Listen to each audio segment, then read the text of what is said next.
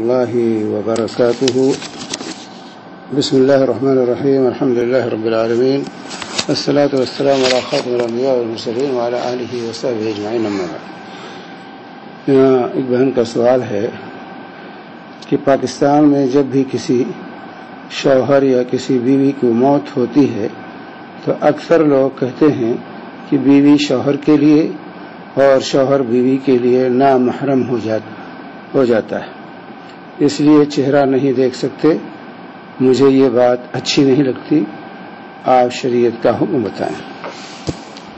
دیکھیے، یہ کہنا کہ شوہر بیوی کے لیے، بیوی شوہر کے لیے نامحرم ہو جاتا ہے، یہ اپنی طرف سے، یہ شریعت کے کا حکم نہیں ہے، یہ اپنی طرف سے لوگ کہتے ہیں.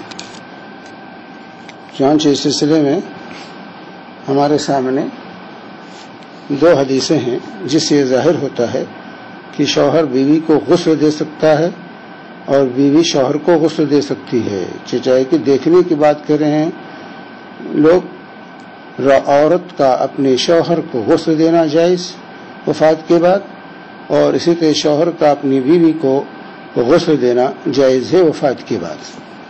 چنانچہ اس سلسلے میں جو ہے دو حدیثیں ہمارے سامنے ہیں، دونوں ام المؤمنین عائشہ صدیقہ رضی اللہ تعالی عنہا سے مروی. پہلی حدیث ام المؤمنین عائشہ صدیقہ رضی اللہ تعالی عنہا فرماتی ہیں کہ جو ہے یہ ابن ماجہ حدیث نمبر 1465، مسند احمد جلد نمبر 6 صفحہ 226، دار قطنی حدیث نمبر 192، دارمی جلد نمبر 1 صفحہ 3738 جو ہے میں آپ جو ہے یہ حدیث جو ہے آپ پڑھ سکتی ہیں، جس کے اندر ابن ماجہ میں، امام ابن ماجہ نے کتاب الجنائز میں اس کو بیان کیا ہے، اور اس کے لیے عنوان قائم کیا ہے باب ما جاء فی غسل الرجل امرأته وغسل المرأة زوجها، کی جو ہے یہ عنوان، یہ باب ہے اس بیان میں کہ مرد اپنی بیوی کو اور بیوی اپنے شوہر کو غسل دے سکتی ہے، غسل دینے کے بیان میں. تو چنانچہ اس سلسلے میں حدیث جو پہلی حدیث جو دو حدیثیں ذکر کی ہیں سنن ابن ماجہ میں، پہلی حدیث جو اس کا حوالہ میں نے ابھی آپ کے سامنے دیا کہ اللہ کے حبیب صلی اللہ علیہ وسلم بقیع سے تشریف لائے. ام المؤمنین عائشہ صدیقہ فرماتی ہمارے سر میں بڑا درد تھا، پھٹا جا رہا تھا. میں نے کہا واراسا، ہے میرا سر پھٹا جا رہا ہے. تو اللہ کے حبیب صلی اللہ علیہ وسلم نے فرمایا انا اقول واراسا، میں بھی کہتا ہوں واراسا، ہے میرا سر. دوسری پاک صلی اللہ علیہ وسلم کے سر میں بھی درد تھا.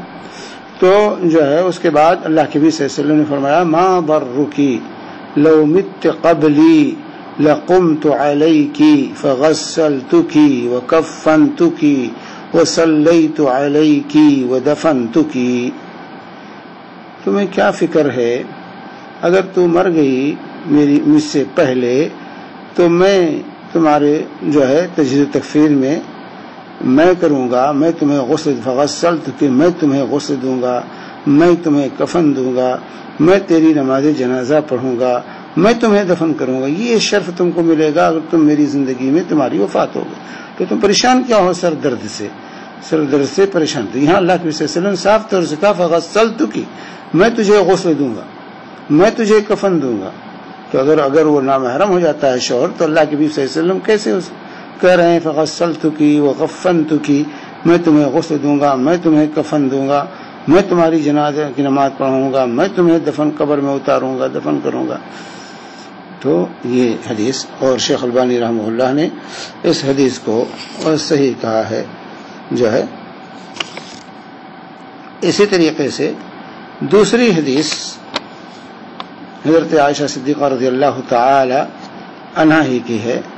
یہ روایت بھی سنن ابن ماجہ کی ہے، حدیث نمبر ہے 1464، اور سنن ابی داود حدیث نمبر 3141، اور اسی طرح مستدرک حاکم جلد نمبر 3 صفحہ 59، اور مسند احمد جلد نمبر 6 صفحہ 267 اور سنن بیہقی جلد نمبر 3 صفحہ 398۔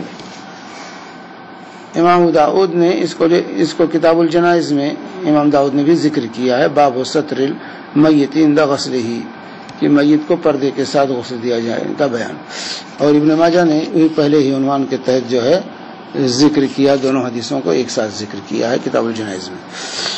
اس کے اندر ام المؤمنین عائشہ صدیقہ رضی اللہ تعالی عنہا فرماتی ہیں کہ رسول پاک صلی اللہ علیہ وسلم کے غسل کے وقت جو معاملہ پیش آیا، صحابہ غسل دینے والوں کے یہاں سوال پیدا ہوا کہ آپ کو کیسے غسل دیا جائے، جیسے عام بردوں کے کپڑے اتار کر کے غسل دیا جاتا ہے، اس لیے آپ کے کپڑے اتار دیے جائیں بدن سے اور پھر غسل دیا جائے ننگا کر کے، یا آپ کو آپ کے کپڑوں ہی میں غسل دیا جائے۔ تو فرماتی ہیں کہ یہ لوگوں کے درمیان بات چل رہی تھی، اتنے میں آواز آئی کہ رسول پاک صلی اللہ علیہ وسلم کو آپ کے کپڑوں ہی میں غسل دیا جائے، آپ کے کپڑے نہ اتارے جائیں۔ فرماتی ہیں کہ لو استقبلت من امری مستدبرت ما غسل النبی صلی اللہ علیہ وسلم الا نساؤہ، اگر میں ایسا جانتی تو ہم لوگ پیچھے نہ رہتی اور نبی کریم صلی اللہ علیہ وسلم کو آپ کی بیویوں کے علاوہ کوئی غسل نہ دیتا، ہم خود غسل دیتے، لیکن ہمیں یہ پتہ نہیں تھا کہ رسول پاک صلی اللہ علیہ وسلم کو ان کے کپڑوں میں غسل دیا جائے گا تاکہ کسی دوسرے کی نگاہ آپ کے جسم پر نہ پڑنے پائے۔ تو کہتی ہیں کہ لو استقبلت من امری اگر مجھے پتا ہوتا تو ہم پیچھے نہ ہٹتی اور ہم ہی غسل دیتی رسول پاک صلی اللہ علیہ وسلم کو، دوسروں کو غسل نہ دینے دیتی۔ تو یہ روایت صحیح حدیث ہے رسول پاک حضرت ام المؤمنین عائشہ صدیقہ سے، اور مسند احمد، ابو داؤد، حاکم، بیہقی نے وغیرہ نے، ابن ماجہ نے، سب نے اس کو روایت کی، اور شیخ البانی نے اس کی تصحیح فرمائی۔ تو اس لیے یہ دونوں حدیثیں اس بات کی واضح دلیل ہیں کہ جو ہے یہ دوسرے کے لیے نامحرم نہیں ہوتے ہیں۔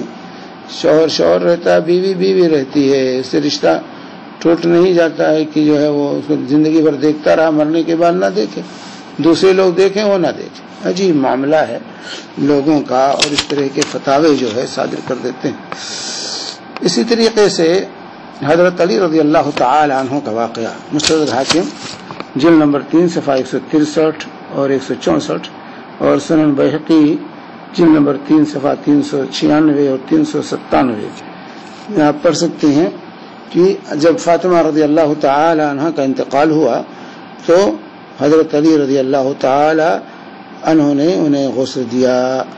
ان کو غسل کس نے دیا؟ اور ان کے شوہر علی بن ابی طالب رضی اللہ تعالی عنہ نے اپنی بیوی فاطمہ الزہرا رضی اللہ تعالی عنہ کو غسل دیا۔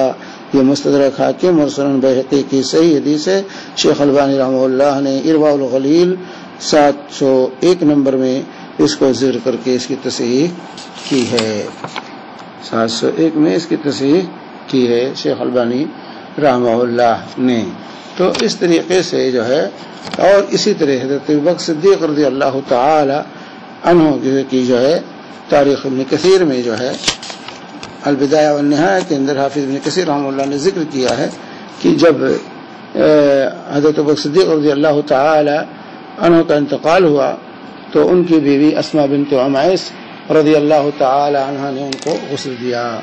تو اس سے یہ واضح ہے کہ شوہر بیوی کو اور بیوی شوہر کو غسل دے سکتے ہیں اور ایک دوسرے سے پردہ نہیں ہے۔ وصلی اللہ علی نبینا محمد وعلی آلہ وصحبہ وسلم۔